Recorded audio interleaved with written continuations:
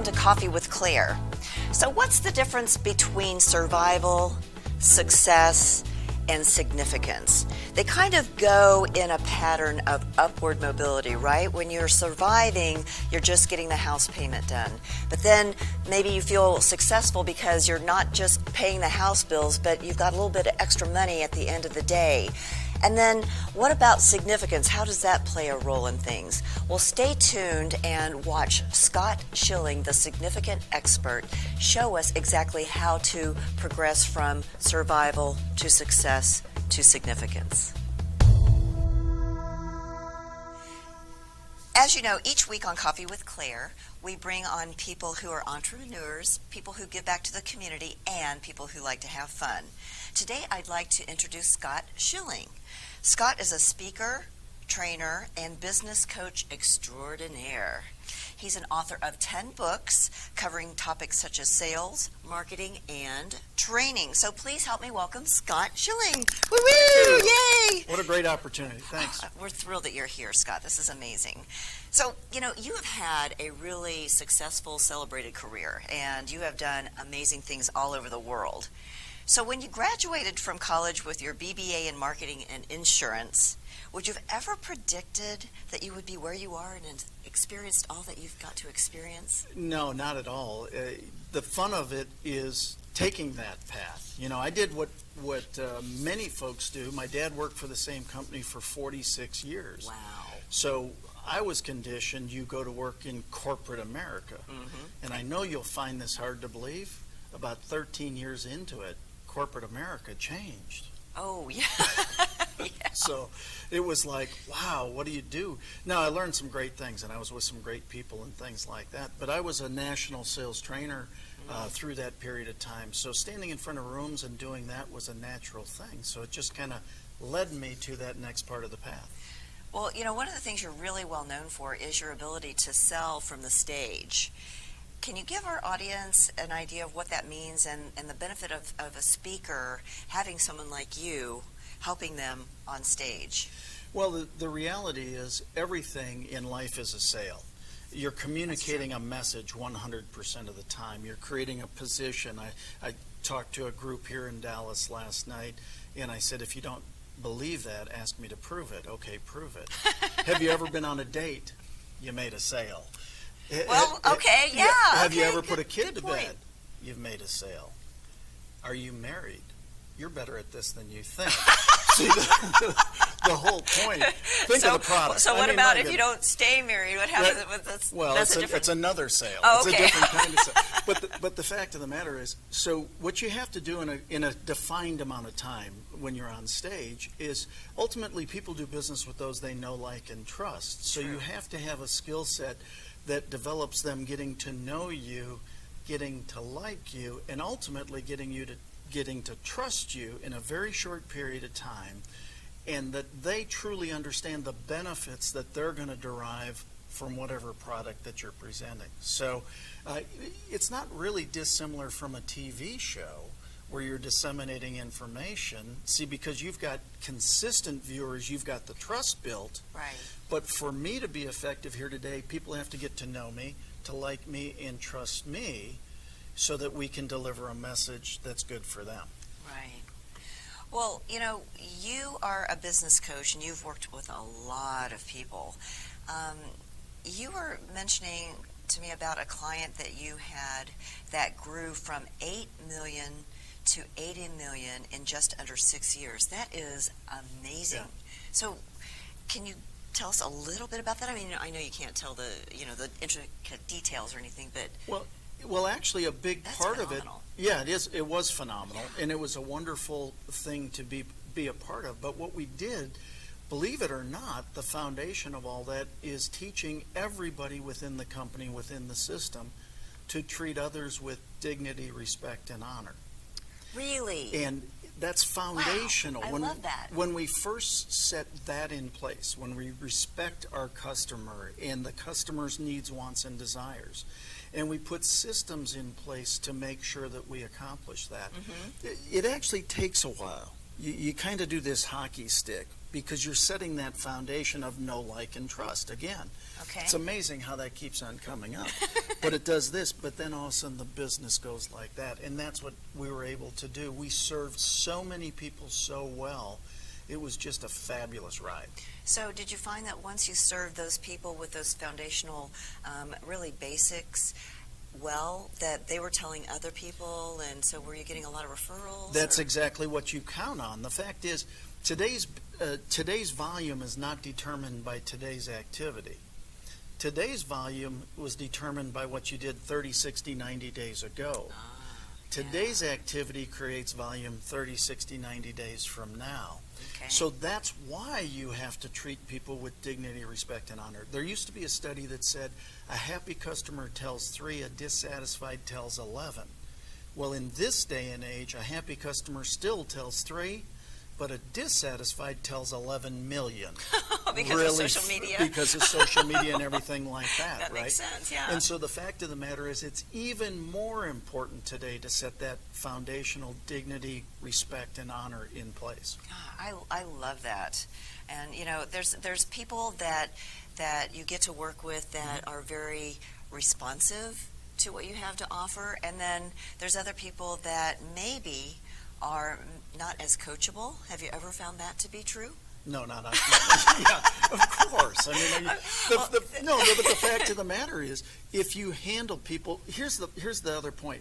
If you don't like where your business is today, it's not about today. It's about what you set in place today for tomorrow. So again, you should be constantly.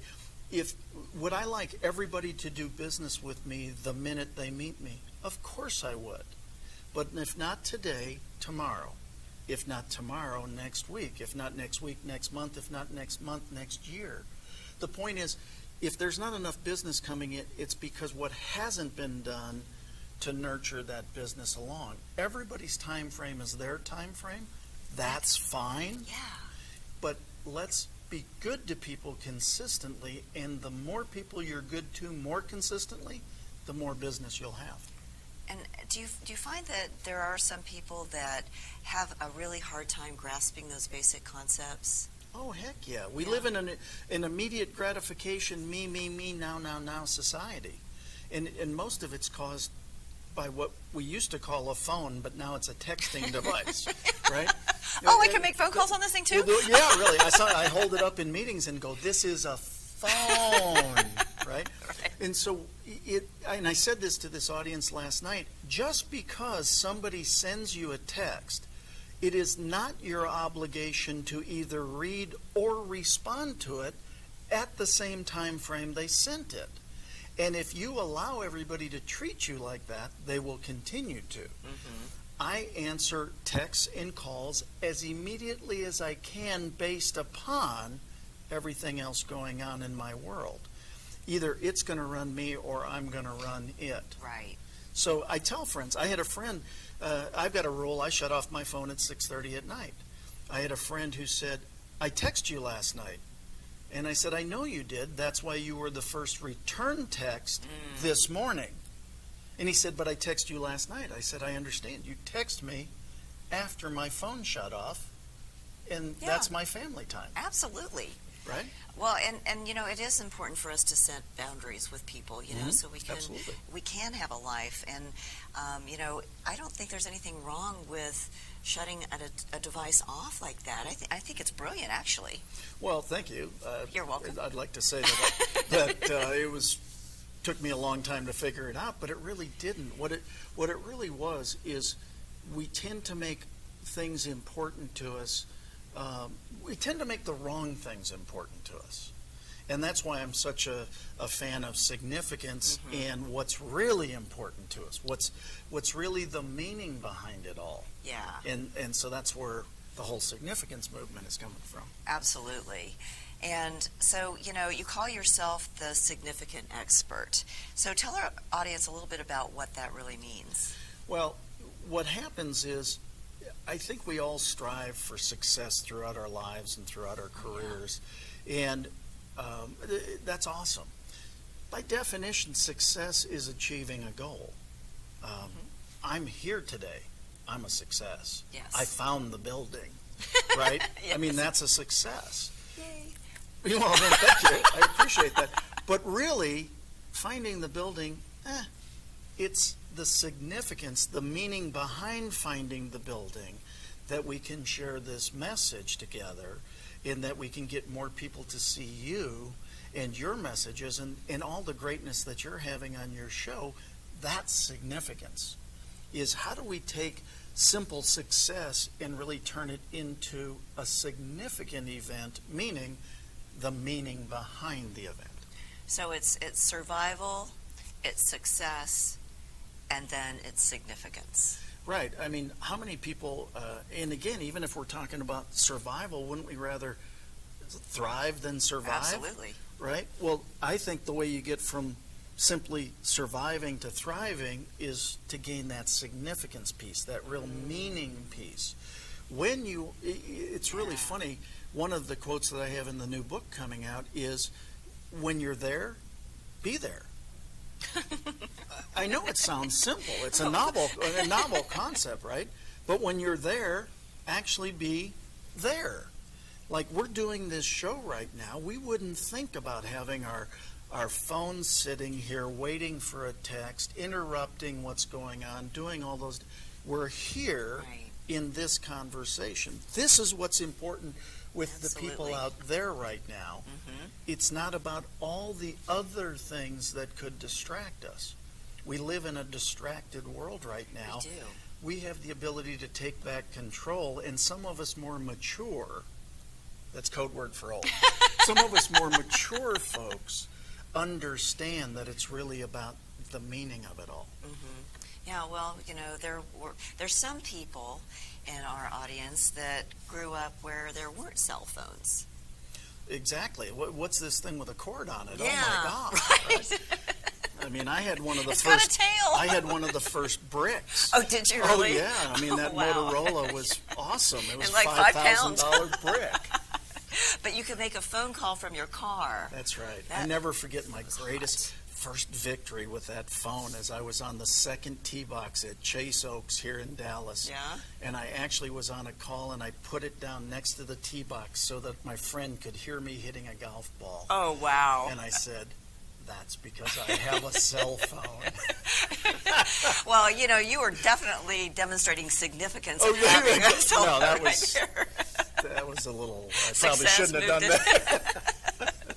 Well, you know, one of the things that strikes me is that you've got all of this business experience and acumen, but you also have a real spiritual side. And so would you mind sharing a little bit of the audience about where that came from? Well, it came from a realization that you have to have belief in a higher source. Whatever that is for everybody, that's fine.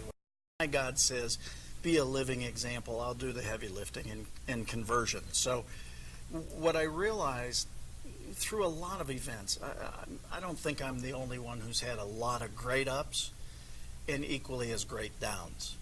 I'm not the only one in this group that experienced that. And it's some of the downs and being able to hit some of those valleys. Mm-hmm. And all of a sudden there was a pretty good manual that said, though you walk through the valley, doesn't say you sleep there, doesn't say you stay there. Mm-hmm. It says you walk through the valley. And so my spiritual foundation really came to me in a very unique way. Well, it was there, it has been there for a long time, but it keeps on building and building and building. But one of the ways that it came was I was in Singapore.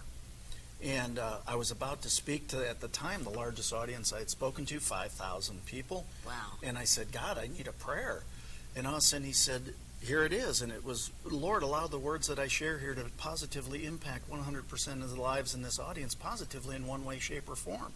Only you know who you sent here to hear this message.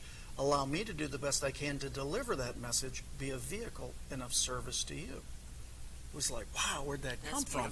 Well, thank you. I haven't used it since last night when I went on stage. I use it every time I go on stage or even prepare for the day. And all of a sudden, I go on stage in a 10% Christian country, and at the end I had 4 Muslim women waiting for me at the bottom of the stairs, and they said, Mr. Scott, can we get our picture made with you? And I said, I'd be honored, but please hear my heart. I don't pretend to understand your culture. I didn't think you did a lot of that. Mm-hmm. And they said, we don't. We simply take pictures of people and things we want to honor.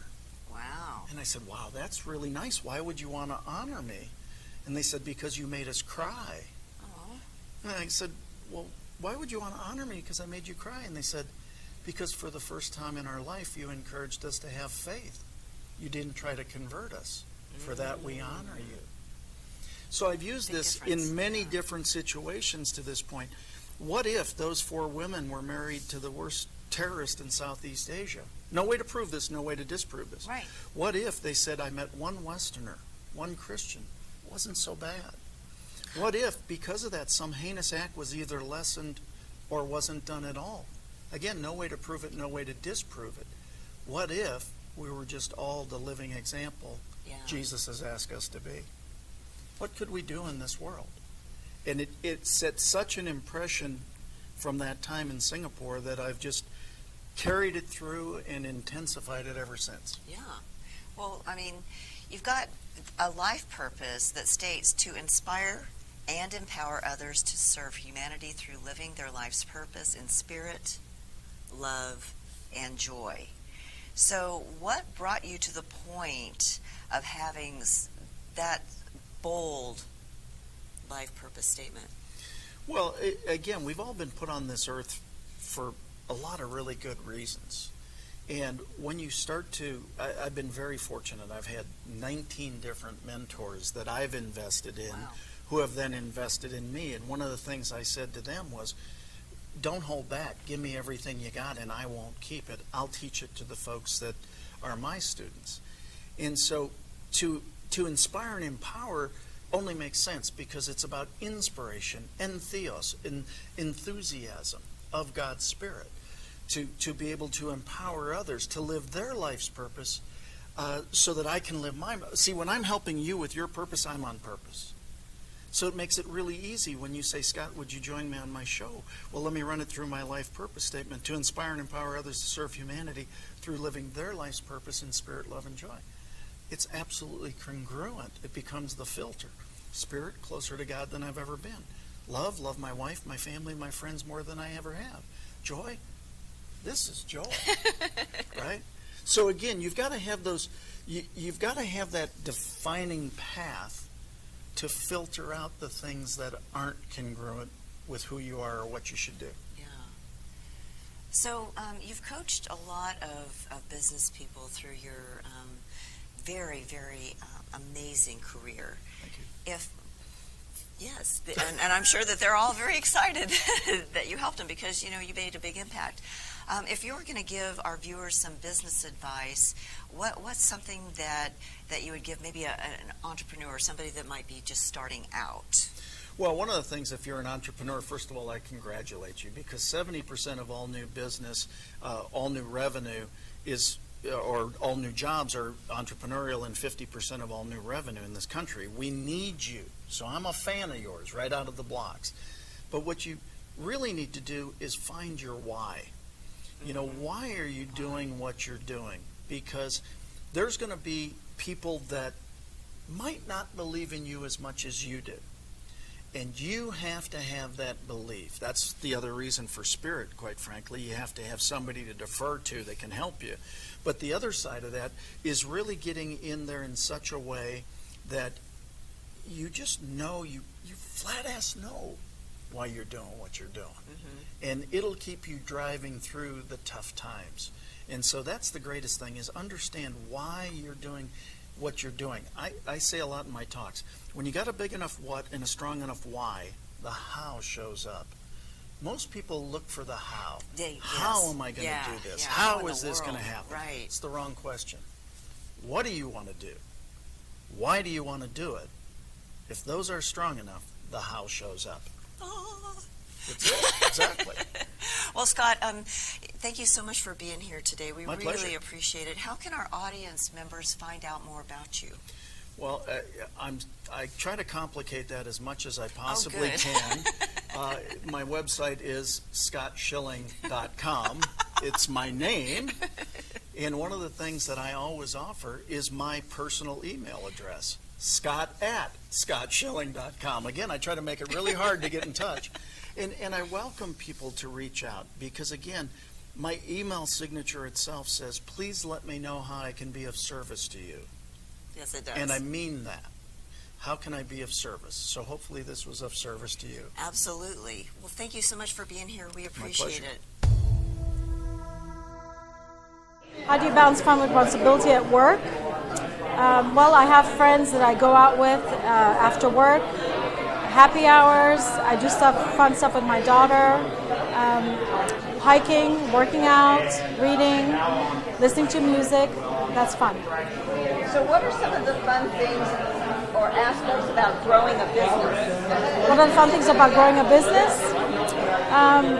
Getting more sales, meeting new people, meeting connections, networking, and showing our product and having fun doing so. So when you answer this next question, if you'll bring your microphone up a little bit, how do you encourage others in their life to have fun? How do you encourage other people to have fun?